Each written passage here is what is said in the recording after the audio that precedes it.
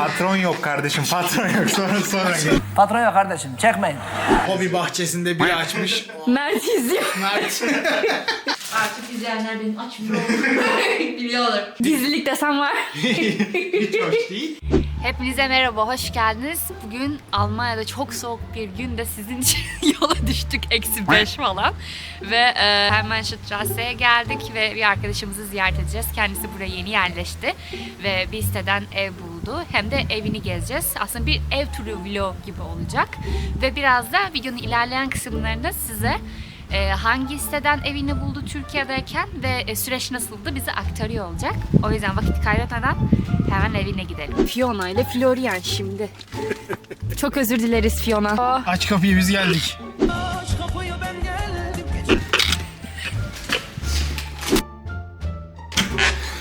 Patron yok kardeşim, patron yok. Sonra gel. Aç terbiyesiz adam. Aç terbiyesiz adam. Sayın bezmenler lütfen açar mısınız efendim kapıyı? Hijyen önemli, o yüzden şöyle etik ve ahlaklı bir şekilde Mert arkadaşımızın evine girerken ayakkabılarımızı çıkarıyoruz. Bir de bir soyunalım, bir yerleşelim bu eve. Ev turu başlıyor. Şimdi ben sözü Onur'a veriyorum. Evet, erkek erkeğe bir ev turu geliyor arkadaşlar. Mert'cim, öncelikle zaten bir önceki videolardan tanıyorsunuz Mert'i. Şimdi onun bir evi olacak. Bizim kanala çok kişi uğramıyor arkadaşlar. Uğradı mı da gidemiyor. Bir dolaşıyoruz bu kadar ev. Orada 2 kişi paylaşıyorsunuz bu evi. Burada evini paylaştığı arkadaşın odası var. Buraya girmiyoruz. Mert'in Bu odası. oda da bu kadar. Yani iki katı Aynı gibi replikası yani orada. Evet. Hadi gelin hadi. Bu arada normalde paylaşımlı evlerin oda boyutlarını biliriz ve gördüğüm kadarıyla senin oda oldukça geniş Mert. Benim odam çok geniş ya. Çok rahat. Gayet. Işık sevmediğim için perdeler kapalı duruyor ama orayı da açalım. Bir ufak da olsa bir manzaram var. Çok güzel. Ben seviyorum en azından. Hatta evet. Güzelmiş bu arada. Şöyle. Harman yağdığı zaman acayip güzel oluyor. Bu arada zaten çift cam, o yüzden ev muhtemelen soğumuyordur da. Aynen. Perdeleri böyle üste koyuyorum. Tam Türk işi. Türk işi. Direkt. Burası da ana yol arkadaşlar. Buradan böyle Evet. gayet güzel. Tam stol köşesi burası. Bilgisayar masan konuşamıyorum. Ekipmanlar dizilmiş. Entegre olmuşsun gibi. Evet lütfen. O da ev arkadaşım, o verdi. Warum bin ich nicht du? 10 Jahre, ich bin hier, immer keine Papier. Mancan gelişsin falan böyle. Hani iyi niyetli şey yaptı ama. Neden sen değilim mi diyor bu arada. Hayır neden? Ben sen değilim. Tamam, niye beni zannediyorsun? Neden sen değilim işte. Tamam. Aa, evet, az Hadi kılıç tuvalete de masası. bakalım şöyle. Tamam. Bir şey çeki yapalım, temiz mi? Temiz. Bir şöyle elini sür bakalım. Orada Evet, O kadar arkadaşlar, değil, böyle o küçük değil bir ya. Evet ama klasik, gerçekten küvet var zaten. Buradaki çoğu evde küvet var şeylere arkadaşlar. bayılıyorum ya.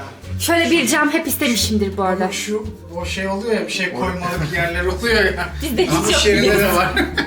Orası da böyle tuvalet kağıdı dolu. Oranın tek sıkıntısı şu. Aşağıdaki dairelerin panjurları var şeyde. Tuvalet şeylerine. Biz orayı tuvalet kağıtlarıyla birlikte rulo yapıp kapatıyoruz. Çünkü küvete girdiğiniz zaman aşağıdan kabak gibi görünüyorsun. Şov. Direkt. Gizlilik desem var. Hiç hoş değil. Tabii değil mi? Aynı ya. Şurada itibaren adam görüyor beni her türlü. Bu hal yapıyorum, içeri öyle giriyorum. Sonra O hobi bahçesinde biri açmış. Mert izliyor. Mert. Get some help. Devam etsin. Bir de mutfağa bakalım. Ondan sonra da detayları konuşalım. Hadi bakalım. Evet. Buradayız şimdi de. Evet, buyurun efendim. Sen burayı komple eşyalı kiraladın. Aynen. Yatı şey dahil. Yatak Yatağındaki yorgan her dahil. şey dahil. Aynen. Şimdi burada zaten ekstradan dediğim ev eşyası olarak bir eve ait fırın buzdolabı var. Çamaşır Mini buzdolabı, makinesi. aynen. Yani mini buzdolabı işte sadece biraz zor oluyor 2 kişi. Onun dışında ev arkadaşım benim böyle kıl bir insan olmadığı için Sağ olsun. rahatız. Mesela işte atıyorum kahve makinesi sonra kettle benim ama biz birbirimizin eşyaları kullanıyoruz, konuştuk bunu. Tabii paylaşımlı ev olduğu için zaten. Öyle şey. Orada ufak bir kilerimiz var. Erzak. Benim psikopat gibi baştan aşağı temizleyip de dizleyip kız şey yapıyor böyle. Niye yapıyorsun ki falan dedi. Niye canım, gayet kullanılabilir, süper bir alan var. Dedim düzenli güzel yaşayalım, şey yapalım tatlı tatlı. Kızlar talim bekliyoruz Mert'i. Hemen buraya Aa kapı da çift kapı. Hemen buraya bir Süpermiş. Instagram hesabına Abi ayakların donar. yok çıkmayacağım ya. Heh, ben çıkayım dur. Sen çıkayım. Kamera çıksın. Fedakar. Buraya Bu arada arkadaşımın kocaman perdesi- bir balkon var. Perdesi açık, o yüzden o tarafa girmiyorum. Onun çünkü Evet. odası balkona bakıyor. Evet.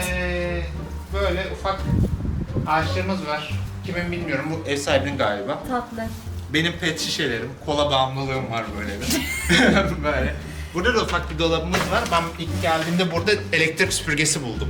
Bir şey söyleyeyim mi? Birazcık daha havalar ısınsın, sen burayı kullanışlı bir hale de getirirsin bu arada. Ya ben burada tek yaşıyorsam buraya böyle bitki böcek dizerim bütün. Çok da güzel Tabii tabii olur. yok şuradan bahsediyorum özellikle. Burası kullanılabilir alan Şuraya haline kadar da gelir. yine kullanırsın ya. Ya tabii canım, yok burada bir an al, şeye otur.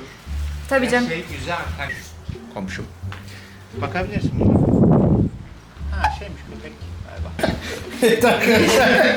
Bu arada orada o ağaç da açacak öyle düşün. Muhtemelen Evet yemyeşil olacak olur. orası ya komple. Süper. Hatta şöyle söyleyeyim bizim balkonumuzu biliyorsun. Kıyasladığımız aslında bu balkon daha büyük kalıyor Geniş, arkadaşlar. geniş, aynen. Bizim ev turu vlogumuzu izlemediyseniz izleyin. Hemen şuraya getirelim. Ama bizim balkonumuzdan daha büyük gerçekten. Balkon çok hoşuma gitti. Ev bu şekilde. Şey yapalım diyorum ben. Hani biraz bu Mert nereden evi buldu buraya gelmesi. Başka bir- Aa yerim. Yersin ya. Yer misiniz? Artık izleyenler benim açmıyor biliyorlar. Hani buraya gelmeden önce başka mutlaka alternatif şeyler de bakmışsındır falan. Şöyle seninle konuşalım diyorum. Hadi Kamerayı bakalım. bir yere koyalım. Olur. Evet arkadaşlar. Hoş bulduk Mert. Hoş geldiniz. Evet benim devamdan hoş geldiniz. Hoş geldiniz. Evet. Bir seninle böyle bir şey yapalım. Sen burayı nereden buldun? Ne kadar kira veriyorsun? Nasıl işledi bu tutma süreci? Zor Paraları Ya nereden da getirdin? nereden getirdin? Nereden emin oldun yani evden? Türkiye'de baktığın için Çok kötüydü. o skamlar falan oluyor. Abi şimdi House Anywhere diye bir site var. Böyle Spota Home vesaire. Ben bunları bir internetten araştırdım. Ne nedir, nasıl işliyor sistem diye.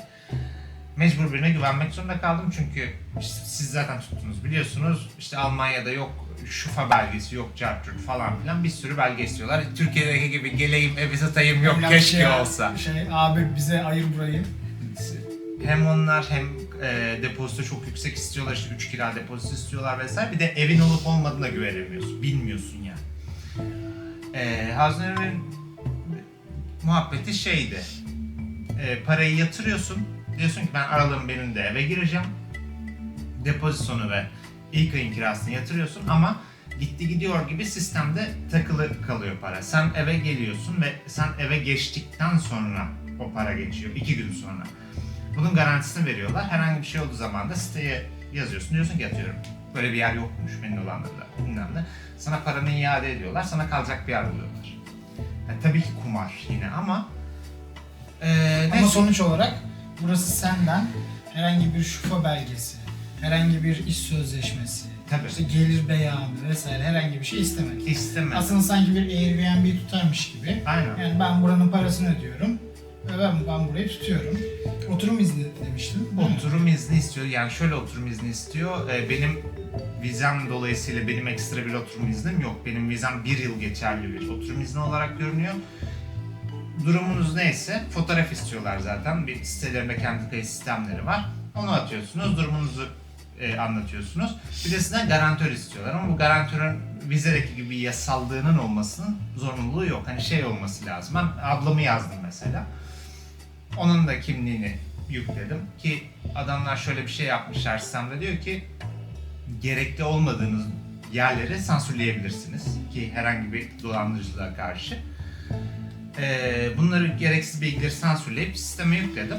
Kabul ettiler. Hani ne kadar gerekli garantör değil. Ben zaten Orada kendi hiçbir şey olay yok çünkü Avrupa Birliği dışında olduğumuz için sen borçla takıp gitsen ablanın herhangi bir hak talebini bulunamazlar. İşte yani. Pasapisa yani. Ha, yani tamamen görsel olsun diye. Bunların hepsini yaptım. Siteden size bookinginiz ayarlandı. Airbnb ile aynı sistem yapılıyor. Ondan sonraki şeyiniz, dur bir dakika. Ondan sonraki süreç ev sahibiyle işliyor. Size zaten aracı firma, House Anywhere belli bir para talep ettiği için işte ben 300 euro civarı bir şey ödedim tek seferlik. Ondan sonra size Komisyon gibi bir şey dedin ya. tabii asiste çalışma ücreti istiyor. Ben 300 euro ödemiştim. Evin şeyine göre, kirasına göre değişiyor fiyat. Hani atıyorum 2000 euroluk bir yer tutmaya kalkarsam 500 euro servis fee istiyor. Aslında şey gibi bu, hava parası istiyorlar yani sana. Yani site İyiymiş. hani market yeri. Ama biraz mantığıyla. garanti de oluyor, iyi de oluyor çünkü bir garanti sağlamışlardı diye hatırlıyorum sana. Eğer bir Tabii. sorun çıkarsa paranı da geri alabiliyordun diye hatırlıyorum, doğru mu? Ya şöyle paranı geri alabiliyorsun, kiranı ve depozitonu alabiliyorsun çünkü bunlar sistemde kalıyor o parada. Ama sana servis fee'yi geri vermiyorlar. Evet. Tekrar onun yerine ev bulma tarihinde. Peki şimdi sen mesela böyle bir yere o site üzerinden bir oda buldun. Aynen. Komple bir evde bulabiliyor musun bu site üzerinden yoksa sadece odanı mı? Var yani her türlü şey, her türlü paylaşımlı ev, işte paylaşımlı ev, tek stüdyo daire, apartman, normal işte bu Immobilion Scout gibi bütün filtrelerle istediği şeyi bulursun. Ama biraz daha pahalı mı acaba şey? Tek farkı o zaten sizden bir şey talep etmedikleri için. Adam normalde benim mesela bu dairemin tek fiyatı normalde 550-600 euro civarı. Boş Oraya hali. geliyoruz arkadaşlar. Burada hemen fiyat konuşuyoruz şimdi. Bu 550-600 euro civarı bu dairenin tek fiyatı, eşyasız fiyatı. Ben bunu internette buldum şans eseri. Ama şöyle bir şey var, ben buraya 750 euro veriyorum bir oda için. Yani 2 kişi kalıyoruz. Adamlar ne diyecek? Kafa gitti. Ya arkadaşlar şöyle oluyor. 500 euro 600 Şuraya euro. şöyle bir zoom girelim ben. Doluyor, yükleniyor. 500-600 euro normalde bu evin ev sahibinden olan kirası. Burayı emlakçılar alıyorlar. 600 euro kiralıyorlar. Sonra dayıyorlar, döşüyorlar. İşte elektrik faturası yani bütün her şeyi açıyorlar. Faturaları, bütün her şey onların üzerine oluyor. Sonra buraya kiracı alıyorlar. O kiracıdan da adam başı mesela 2 kişiden 750-1500 euro toplam alıyorlar. 500-600 eurosunu ev sahibine veriyorlar. Geri kalanlarla faturalarını ödüyorlar. Büyük ihtimal 500 euro da ceplerine koyuyorlar. Allah Aynen. bereket versin diyorlar. Aynen Bunun öyle. karşılığında da ama sizden herhangi bir şufa ya da işte maaş bordrosu tarzında belgeler istemiyorlar. İlk başta gelirken çok mantıklı aslında yani çözüm olarak. Ya öyle çünkü şey yok hani dolandırılma ihtimaline karşı vesaire ki House üzerinden de dolandırılma olayları olmuş 2 sene önce. Burada şuna dikkat edebilirsin. Ben mesela kiraladığım kişinin listinglerine bakmıştım. İşte review'larına bakın, hangi senede girmiş, kaç tane kiralama yapmış. Çünkü bunları Hepsi var orada değil mi? Tabii bunları sistem üzerinden değiştiremiyorlar. Bu otomatik atan bir şey.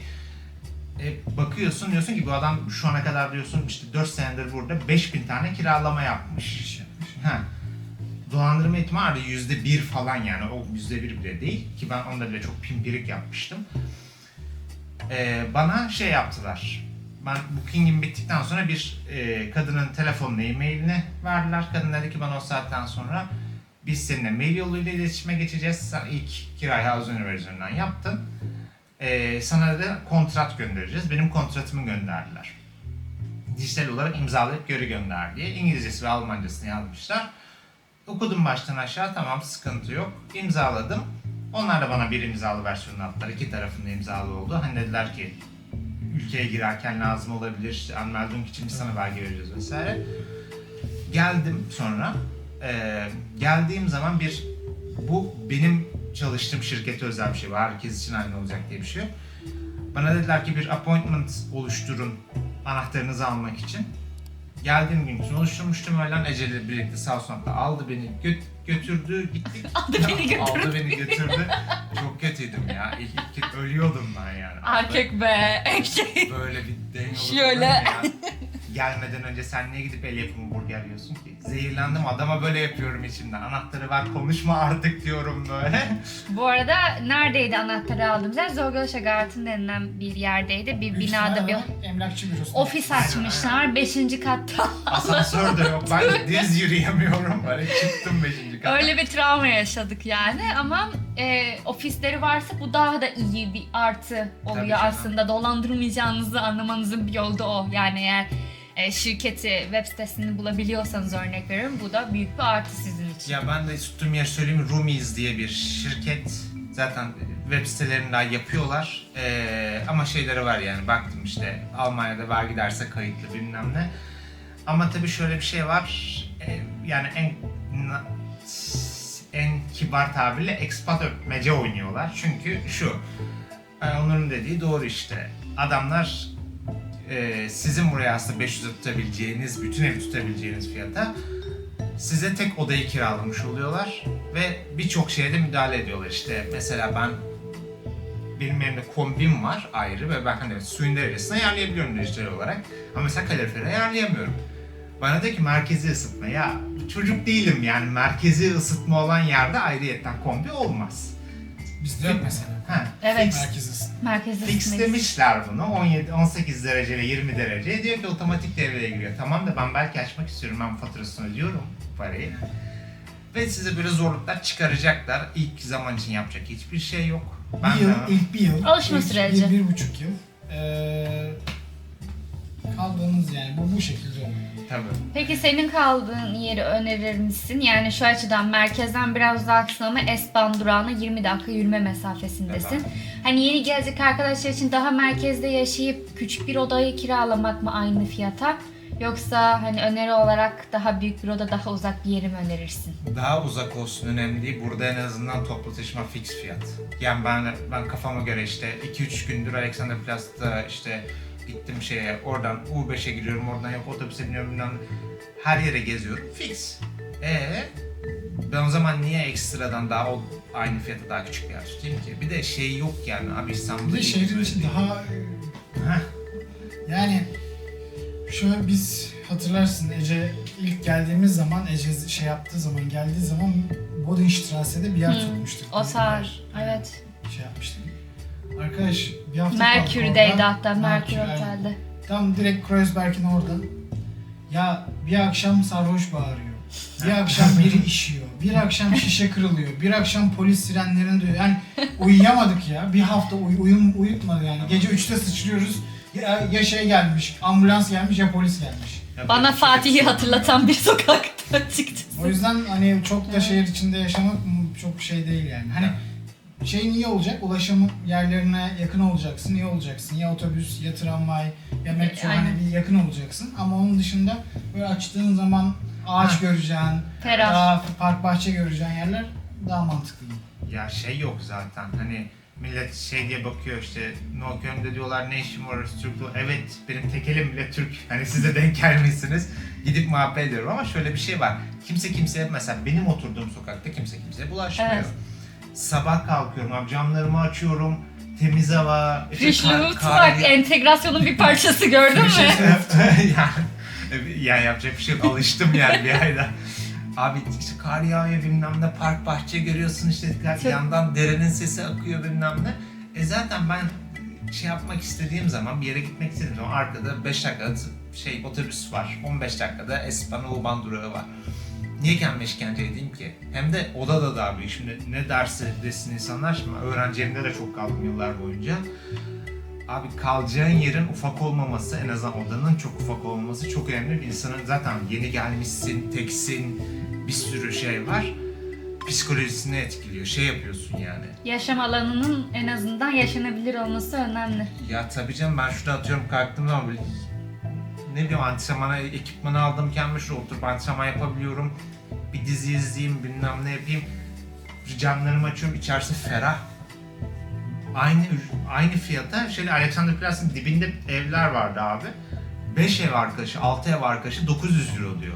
O da bunun 1/3 kadar dik. Evet. Bir yatak, bir tane gardırop, bir masa ve hani geçemezsin, birbirine çarpıyorsun falan. O yüzden uyumaya giriyorlar işte. Evet, yani tabii ki seçenek, istediğinizi seçebilirsiniz arkadaşlar. Ben hani öneri olsun diye Mert'e sormak istedim, bakalım o ne düşünüyor diye. Öyle, eklemek istediğiniz bir şey var mı moderatörümüz olarak? Şey sıkıntı sadece. Ben buraya gelirken mesela sen biliyorsun, ev arkadaşım mesela evde yoktu. Emlakçı, bu mesela bu firmanın bir zayiatı da bir kötülüğü. Şey yapmıyorlar. Hani evdeki kişiyi arayıp bir ev arkadaşı kiraladık, odayı kiraladık. Aha. Bu kişi gelecek. Yani en azından diyor ki özel bilgilerini veremem. Verme zaten. Ama Bir söyle yani. yeni Kim bir yaşıyor? kiracı gelecek eve demiyorlar mesela. Bu çok korkunç bir şey. Mesela benim ev arkadaşım çıkacak bu ayın sonunda. Sen kim gelecek bilmiyorsun. Bilmiyorum. Anladın mı? Yani Evet. ve odada özel eşyalarım var, bilmem ne, istediğin kadar yasal kiralamış olsun biri. Atıyorum pasaportunu vermiş olsun, bilmem ne yapmış olsun. Bu adam bana bir zarar verdikten sonra bunun bir garantisi yok. Çünkü odalarımızda kilit yok. Yani Hazırlıklı olmak lazım. Çünkü örnek veriyorum, sen de eve girerken o kız senin geleceğinden bir haberdi. tabii canım. Yani o yüzden bir tek evet paylaşımlı evlerin bir bu muhabbeti var. dezavantaj. Evet. Ama mecbur, yapacak bir şey yok. Yani ben de isterdim gideyim böyle tek seferde ev bulayım ama burada böyle olmuyor arkadaşlar. Geleceklere, Avrupa burası, Avrupa. geleceklere de bir rehber niteliğinde olur diyoruz. Teşekkür ediyoruz. Bir sonraki bölümde görüşmek üzere. Takipte kalın. Daha çok göreceksiniz bu izleri. Görüşürüz.